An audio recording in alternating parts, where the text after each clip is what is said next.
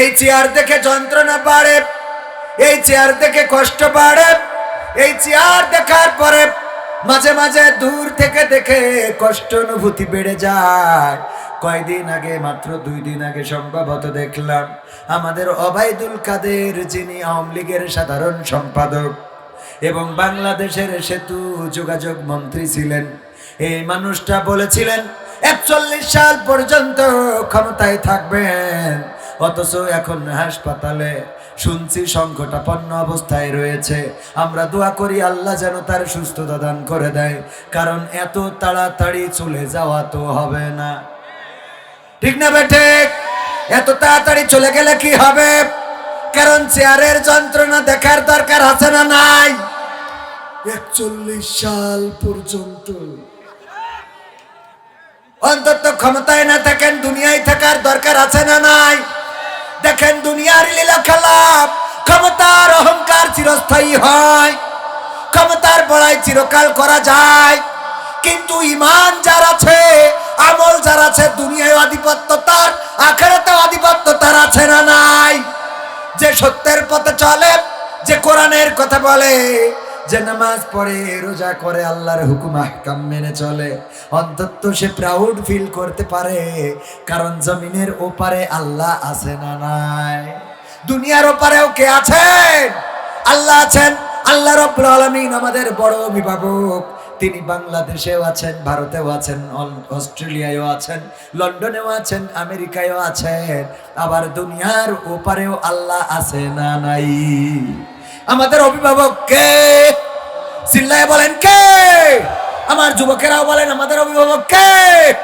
আমার দাঁড়ানো ভাইয়েরা, কোরআনের জন্য যদি এসে বসা যায়, বাকি অল্প একটু জায়গা আছে, এই জায়গাটা যদি পূরণ করে দেয়া যায়, আমার যুবকেরা কোরআনের মাহফিলে বসলে সওয়াব দিবেন কে? আল্লাহ বলেছেন ওয়াইদা কুরিয়াল কুরআনু ফাসতামিউ লাহু ওয়া আনসিতু লাআল্লাকুম তুরহামুন।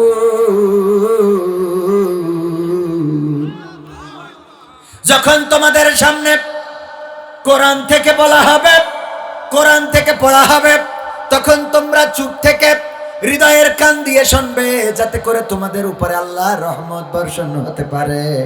ওগো আমার ভাইয়েরা, যদি কোরআনের মাজমায় বসে যান, কোরআনের মাজলিসে যদি বসে যান, আর কোরআনের কথাগুলো যদি চুপ থেকে হৃদয়ের কান দিয়ে শোনেন, রহমত বর্ষণ করবেন কি? আল্লাহর রহমত ছাড়া আমাদের চলার কোনো উপায় আছে?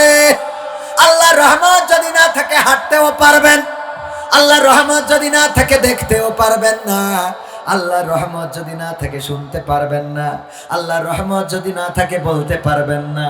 হঠাৎ করে আল্লাহ জবানটা যদি কেড়ে নেয়, আমাদের এই জবানটা যদি কেড়ে নেয়, কবির বিন সামাদের জবান যদি এখন চলে যায়, বলেন দেখি আমার কথা শোনার মতো আমার মুখ থেকে যে আওয়াজ বের হবে, ওই বোবা মানুষের মতো শোনার মতো কেউ আছেন নাকি? শুনবেন কেউ? না, শুনবেন না। একজনও বোবা মানুষ কি বক্তা হয়েছে? না, হয় নাই। ওগো আমার ভাইয়েরা, এই জন্যই জবানটা কার রহমত? আল্লাহ জবান দিলেন, কথা বলার শক্তি দিলেন, জিহ্বাটা ছোটও করেন নাই, বড়ও করেন নাই। জিহ্বাটা যদি একটু ছোট করে দিতেন তাইলে তুতলা হয়ে যেতাম। ভাইরা থাকা কথা কোনো আথুপিতে নেই, তুলতে হবে। আবার যদি জিভে বড় হয়ে দিতেন, ভাই এটা দাদা দাদা দাদা, এই আছে না নাই? জিহ্বা যাদের বড় তাদের কথাটাও সুন্দর না, আবার জিহ্বা যাদের ছোট তাদের কথাও সুন্দর। আল্লাহ কত সুন্দর করে জিহ্বাটা যতটুকু দরকার ততটুকু দিলেন। আল্লাহ নখ দেন, এই নখগুলো আস্তে আস্তে বড় হয় না, হয় না? নখগুলো বড় হয়, সপ্তাহে সপ্তাহে কাটা লাগে। যদি দাঁতগুলো নখের মতো বড় হইতো তাইলে এই দাঁতগুলো সপ্তাহে সপ্তাহে কাটা লাগতো, বলেন ঠিক কিনা? চুলটা দিয়েছেন সপ্তাহে সপ্তাহে বড় হয়, এই চুল যদি বড় না হইতো, কোনো কারণে একবার যদি চুরি করার অপরাধে কেটে ফেলতো, সারাটা জীবন বলতো এই যে শালা চোর ছিল। ও আমার ভাইয়েরা, আমার কলিজার টুকরা যুবকেরা, বড্ড মহব্বত করি, আমার যুবকদেরকে বড্ড ভালোবাসি। কলিজার টুকরারা, যেই কথা বলছিলাম, আলোচনা তো একদিক থেকে আরেক দিকে চলে গেল। চুলের কথা বলছিলাম, নখের কথা বলছিলাম। আল্লাহ রাব্বুল আলামিন কত সুন্দর আমাদের চুলগুলো দিয়েছেন, হঠাৎ করে কুত্তা কাটিং দিয়ে ফেলেছেন, মানুষ কেউ পছন্দ করছে না। আল্লাহ চুলটা আবার বড় করে দিলেন, আবার সুন্দর কাটিংয়ে ফিরে আনতে পারে না, পারে না? আল্লাহ দেখেন চুলটা সুন্দর দিলেন, সপ্তাহে সপ্তাহে বড় হয়, কারণ আপনি যেন নানান রকম করে সুন্দর করে রাখতে পারেন। আল্লাহ দাড়িটাও দিলেন সুন্দর করে, যেন আপনি মহব্বত করে দাড়িটা সংরক্ষণ করতে পারেন। গোপটা দিলেন, মোচটা দিলেন। এই দাড়িটা যদি পুরুষের মুখের মধ্যে না থাকে, তাইলে পুরুষের সুন্দর দেখা যায় না। এই জন্যই মেসিও দাড়ি রেখে এখন শুনছি সেও নাকি বিপদে পড়িয়েছে, বলছে সে অস্ট্রেলিয়া শাখার জামাতের সভাপতি।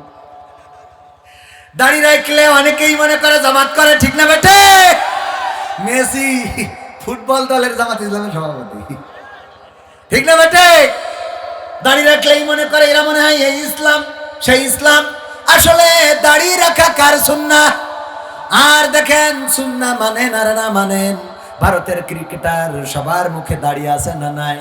প্রায় সবার মুখেই দাড়ি, তারা দাড়িটা সংরক্ষণ করেছে। এই জন্যে এই দাড়িটা রাখলে আলাদা একটা সৌন্দর্য বৃদ্ধি হয়ে যায়।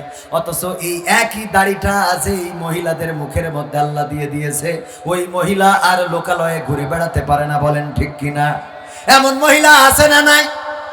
তার মানে কোন মহিলা, আমার মা বোনেরা রূপের অহংকার করে, রূপের বড়াই করে, চেহারার বড়াই করে, কিসের বড়াই করেন ওগো মা, ওগো বোন?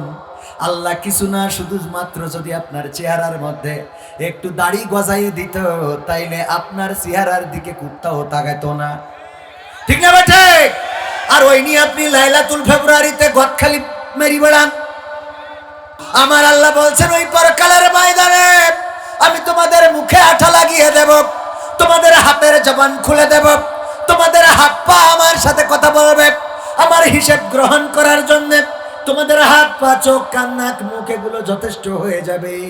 আমার কলেজার টুকরা সোনার ছেলেরা, ওই দিন যেদিন আল্লাহ হাতের জবান পায়ের জবান খুলে দেবে, হঠাৎ হঠাৎ করে হাত বলবে আল্লাহ এই হাত দিয়ে লাইলাতুল ফেব্রুয়ারিতে গদখালিতে গোলাপ কিনে তারপরে ডার্লিংকে দিয়ে বলেছিল আই লাভ ইউ, আছে না নাই? হঠাৎ পা বলবে এই হাত তুই চুপ থাক, এই পা দিয়ে হেঁটে তো একবার মাহফিল শুনতে গেছিল, কথা কয় না? আল্লাহ তো জবান খুলে দেবে, পারো তাই না? আমি কি ভুল বলছি? পা বলবে হাত তুমি চুপ করো, তুমি খালি খারাপটা বলতে চাও। অথচ ওই কেশবপুরে বারুইহাটি যুব প্রবাসী ইসলামিক সমাজ কল্যাণ পরিষদের উদ্যোগে তাফসীর মাহফিল হয়েছিল।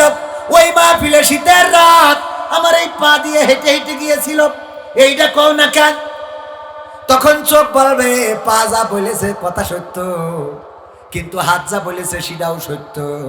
আমি চোখ দেখেছি সে গোলাপ ফুল কিনেছে, এটা যেমন সত্য। আল্লাহ তোমাকে ভালোবেসে শীতের রাতে ওই মাহফিলে বসে এই চোখ দিয়ে দেখছিল, হুজুরির দিক তাকাইছিল, এটা সত্য। কান বলবে কথা সত্য, কারণ আমি নিজ কানে শুনেছি, এই কান দিয়ে সে তোমার কোরআনের কথাগুলো শুনছিল। এমনি ভাবে হাত পা চোখ কান নাক মুখ ওই দিন যখন এই কোরআনের মাহফিলের পক্ষে সাক্ষ্য দেবে, শীতের রাতের সাক্ষ্যটা দিয়ে দেবে, হতে পারে তোমার গোটা জীবন জিন্দেগির গুনাহ আল্লাহ মাফ করে দিয়ে এই মাহফিলের ওসিলায় জান্নাতের বাসিন্দা করে নিতে পারেন, বলেন সুবহানাল্লাহ। আল্লাহ পারে না, পারে না? পতিতা পানি খাওয়ালো কুত্তাকে, কুকুরকে পানি খাওয়ালো কেমন করে? গায়ের ওড়নাটা খুললো এবং সেই ওড়না পানিতে কূপের মধ্যে পানিতে ডুবানোর জন্য যখন ছেড়ে দিল, ওড়নাটা পানি পর্যন্ত পৌঁছালো না। এবার ওড়নাটা ছিঁড়লো, তারপরে গিট্টু দিল লম্বা বানালো, তারপরে পানির মধ্যে চুবিয়ে দিল। ওই পানি থেকে চুবিয়ে নিয়ে আবার ওড়নাটা উপরে তুলে নিংড়ে নিংড়ে কুকুরের জিহ্বার উপরে ধরলো।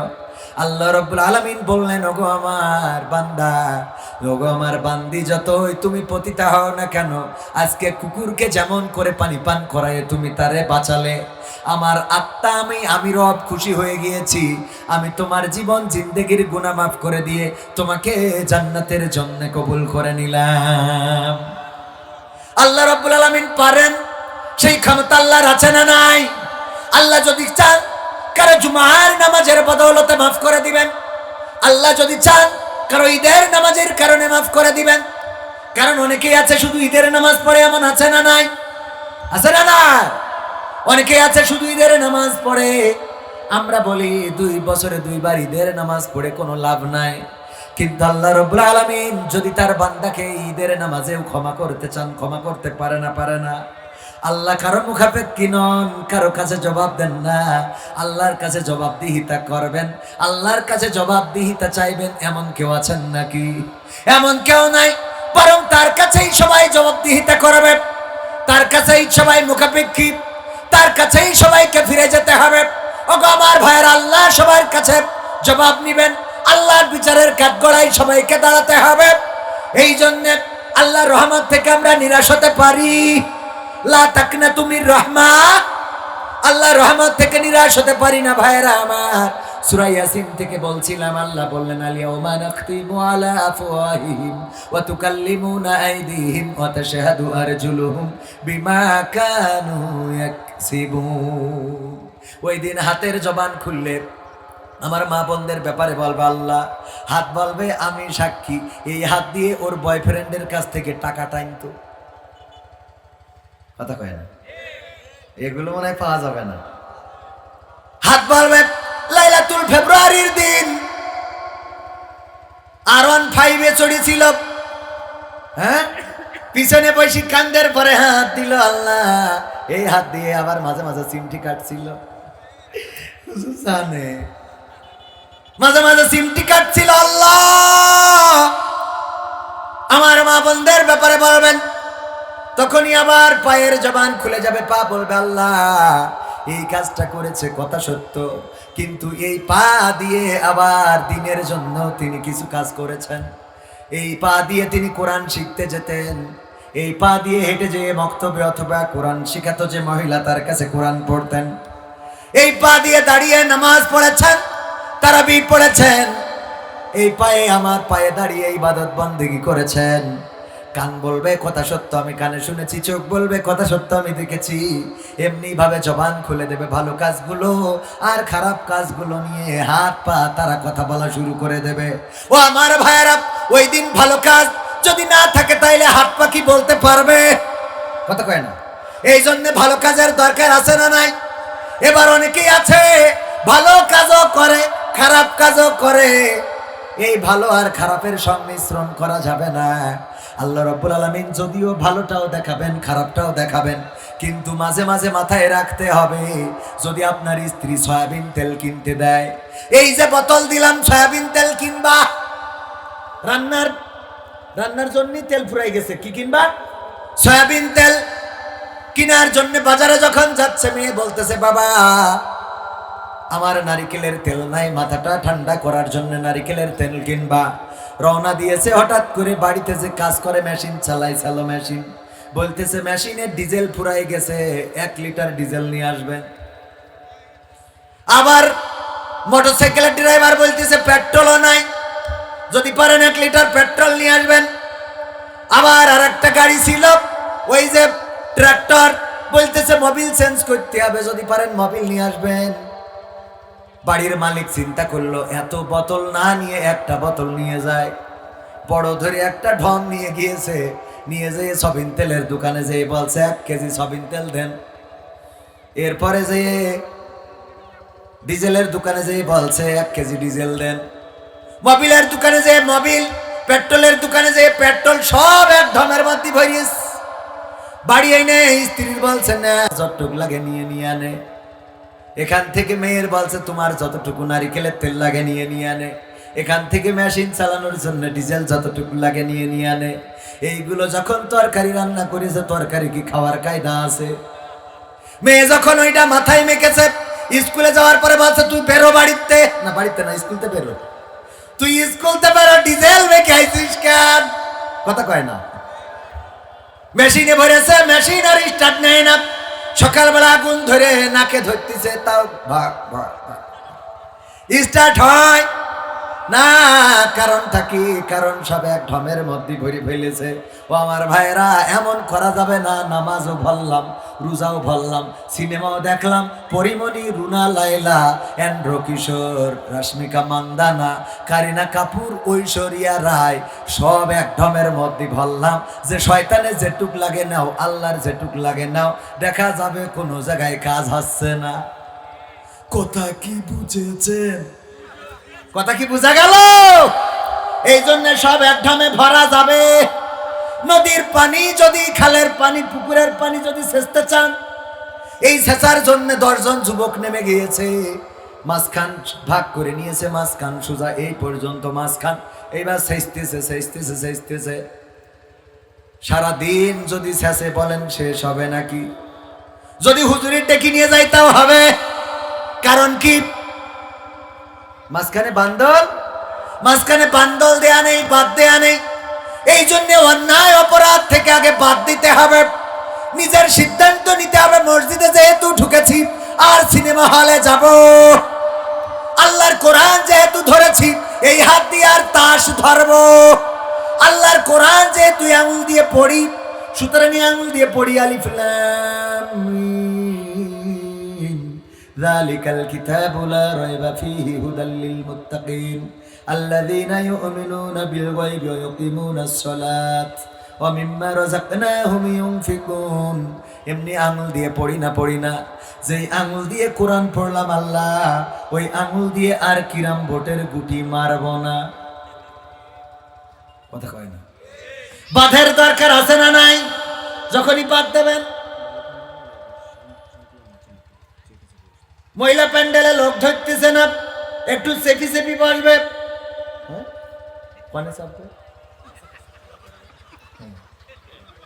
মানে আপনারা একটু কাছাকাছি চেপি বসেন। মা বোনেরা একটু চেপে আমি বুঝবো কি করে? এখন আমি তো চোখের সামনে নেই। কি চেপি বসেন মানে কি? কেমনে চেপি বসবে? তাহলে যেমনে হয় বসেন। কি কর মানে গায়ে বসেন। যে প্রজেক্টর আছে, মানে প্রজেক্টরের দিকে একটু চাপ দেন, প্রজেক্টরের দিকে টাকায় আসেন। প্রজেক্টরের ক্যামেরা কোনটা? এখানে আছে মনে হয় নাকি ওখানে? কোনটা এটা? হ্যাঁ, এই যে এইচডি, এই প্রজেক্টরের ক্যামেরা আপনারা দেখতে পাচ্ছেন আমার। তাহলে আমার প্রজেক্টরের দিকে আসেন। এরা আবার আমার দিকে করলে ওরা লাগাই দিবেন হুজুরের দিকে, মহিলাদের আসতে। এ তো জ্বালার সেনে কথা খুব হিসেব করি বলা লাগে। নির্বাচনের গরম হাওয়া লেগেছে, নির্বাচনের গরম হাওয়া লেগেছে। শার্টকোট সব রেখে ঘরে, পাঞ্জাবি আর টুপি পরে ভোটের তরে রাস্তায়ও নেমেছে। আছে না নাই?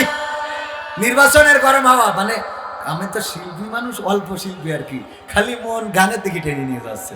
কিন্তু আজকে দ্বিতীয় বক্তা তো, আজ আপনারা আমি জানি যে প্রধান বক্তার আকর্ষণে বসে থাকবেন। আমি যাই বলি শোনা ছাড়া তো রুটি যেতে পারছেন না। ঠিক আছে না বাজান? এই জন্যই আজকে খালি ওয়াজ হবে। ও আমার ভাইয়েরা, গান শোনাবো। এখনো 5টা, কয়টা? কমপক্ষে 5টা শোনাবো। শুনবেন আপনারা? শুনবেন? মা বোনদের পর্দার মধ্যে জায়গা হচ্ছে না, মা বোনদের প্যান্ডেলে জায়গা হচ্ছে না। কারণটা কি? কারণ হলো মা বোনেরা বাজারেও বেশি, মাহফিলেও বেশি, মা বোনেরা টিকটকেও বেশি, আবার ওয়াজ শুনতে আসেও বেশি। মা বোনেরা চিন্তা করে ওই দিকে যতটুকু কামাই করলাম, ওয়াজে যেই আবার সোদে বাদ দিয়ে আসি। ঠিক না বেঠে? ও আমার ভাইয়েরা, আমি আবিষ্কার করেছি একটা জিনিস এই বছর। আমার আবিষ্কার সেটা হলো কিয়ামতের আগে আল্লাহ রাব্বুল আলামিন অনেক কিছু তুলে নেবেন। তার মধ্যে মায়া মমতা তুলে নেবেন, ভ্রাতৃত্ব তুলে নেবেন, ভালোবাসা তুলে নেবেন। আল্লাহ রাব্বুল আলামিন নারীদের যে লজ্জা নারীর ভূষণ, এইটাও তুলে নেবেন। আমার বিশ্বাস লজ্জা নারীর ভূষণ এইটা আল্লাহ অলরেডি তুলে নেস। ঠিক না বেঠে? যদি দেখেন কোন জায়গায় 10 জন পুরুষ আর 1 জন নারী, দেখবেন ওই নারী নিজের নেত্রী মনে করা শুরু করে, খুব প্রাউড ফিল করে, মানে আমি একাই 100। 10 জন পুরুষ 1 জন নারী। আর যদি কোনোভাবে 10 জন নারী ওখানে 1 জন পুরুষ হয়, তাইলে ওর মতো ইয়েতিম আর পৃথিবীতে নেই। ও যেন একেবারে 3 বাপ একসাথে হারায়।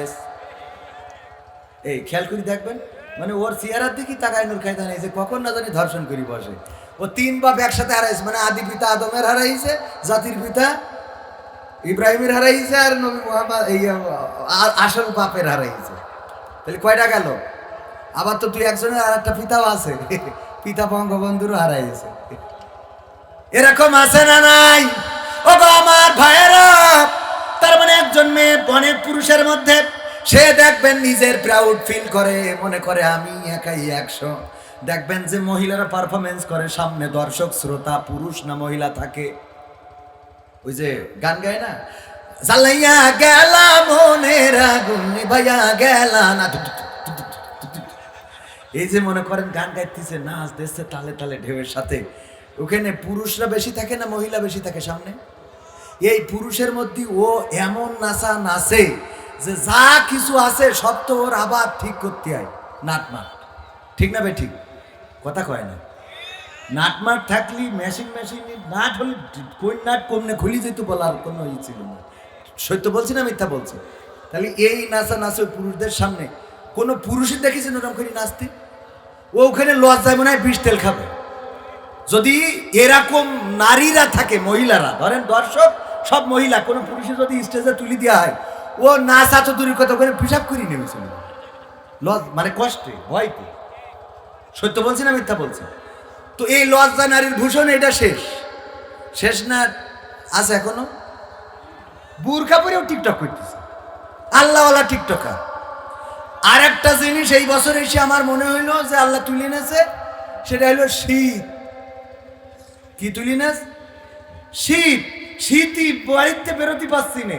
এই মাহফিলের টাকা নিয়ে রয়েছে, পথ খরচ মারজ না আসলে এরা হাঁটুর নলা খুলি দেবে, এই ভয়তে এই শীতে আসলাম, তা নাহলে আমি বউ থেকে কিনে আসি। কিন্তু মা বোনেদের এই শীতে বাজারে ঘুরি বেড়া চাল্লা কোনো অসুবিধাই নেই। শীতে আমরা খুঁজো হয়ে যাচ্ছি, সুজা মানুষ খুঁজো হয়ে যাচ্ছি, সব হারাই যাচ্ছে, আর ওরা দেখো দাপটের সাথে ঘুরি বেড়াচ্ছে। কথা কয় না? সত্য বলছি না মিথ্যা বলছি? আর ছোট বাচ্চা শিশু যারা আছে কোলে, ওই বাচ্চা শিশু নিয়ে কোলের মধ্যে বসাইয়ে কথাও বলতে পারে না। ও যদি কথা বলতে পারতো, বলতো মা আমি পদত্যাগ করতেছি তোর থেকে। খেয়াল করে দেখেন আপনি, বাজারগুলোতে ভরা, ওকে শীতল দিনই আল্লাহ। আহা, এভাবে লজ্জা শরম হায়া কায়া সব জলাঞ্জলি দিয়ে মা বোনেরা ঘুরে বেড়াচ্ছেন দুনিয়ায়। হয়তো আপনাকে কেউ দেখি বলতেছে মালটা ভালো, কিন্তু এই মালটা জাহান্নামে যাচ্ছে। কথা কয় না? কোথায় যাচ্ছে? অথচ আল্লাহ রাব্বুল আলামিন মায়েদের কত মর্যাদা দিলেন, পায়ের নিচে জান্নাত দিয়ে দিয়েছেন। সুবহানাল্লাহ। পায়ের নিচে, মায়ের পায়ের নিচে জান্নাত দিয়েছে, আর আপনি জান্নাত নিয়ে নিজে জান্নাতের মালিক, আপনার পায়ের নিচে জান্নাত, আর আপনি জাহান্নামের বাসিন্দা হয়ে চলে যাচ্ছেন। এর থেকে কষ্টের আর কিছু হতে পারে? জান্নাত তো আপনার কাছে, আপনি কারো জান্নাত, আপনি কারো জাহান্নাম। আল্লাহু আকবার। হুমা জান্নাতুকা ওয়া নারুকা। মাকে আল্লাহ বলতেছে যে হয় তুমি কারো জান্নাত, নাই তুমি কারো জাহান্নাম। আর সেই মায়েরা সন্তানকে কলিজার টুকরাকে শীতের দিনে, শীতের সকাল কুয়াশাচ্ছন্ন নিয়ে বাজারে দাপটের সাথে ঘুরে বেড়ায়। সন্তানটা অসুস্থ হয়ে পড়ে, কাশি শুরু হয়েছে, সর্দি শুরু হয়েছে।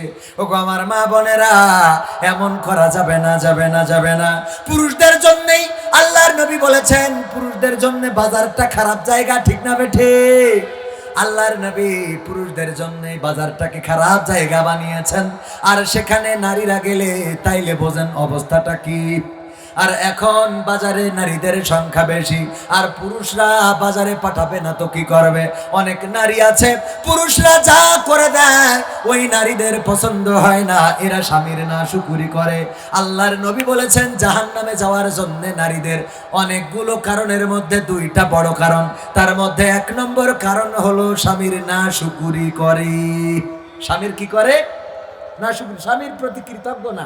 স্বামী যেটা এনে দেয় সেটা ভাল লাগে না। স্বামীর গায়ের রং ওর পছন্দ না, স্বামীর দাঁত ওর কাছে ভাল লাগে না, স্বামীর চুল ওর কাছে ভাল লাগে না, স্বামী যে বাড়ি করেছে ওইটার ডিজাইন ভালো না, স্বামী যে ঘর করেছে রং ভালো না, স্বামী যে মোটরসাইকেল কিনেছে এটা বেশি গিয়ার পায় না, বেশি টানে না, স্বামী যে জমি কিনেছে ওইটাই বেশি ধান হয় না, স্বামী যে গরুটা কিনলো ওইটার ঠিক মতো বাছুর হয় না।